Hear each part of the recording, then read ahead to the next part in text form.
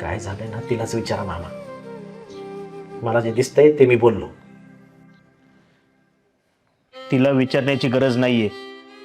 आणि प्रत्येक वेळी दिसतं ते खरं असतं असं नाही. अरे उन्हाळ्यात रस्त्यावरनं जाताना पाणी दिसतं म्हणजे ते खरं असतं का? असा संशय घेऊन काय संसार होतो का? काय बोलला तू तिला?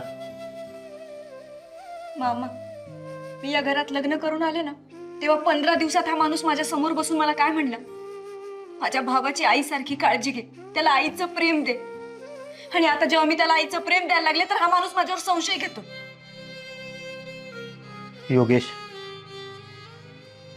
आतापर्यंत मला आयुष्यात कधी वाटलं नव्हतं की तुला आईचं प्रेम कळलं नसेल म्हणून.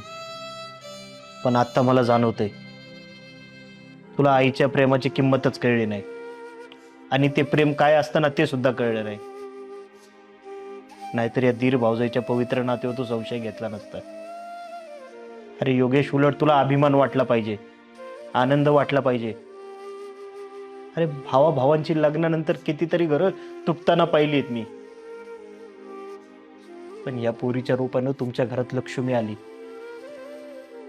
अरे किती किती चांगलं सांभाळलं तुझ्या भावाला. त्याला शिक्षणाला मदत केली.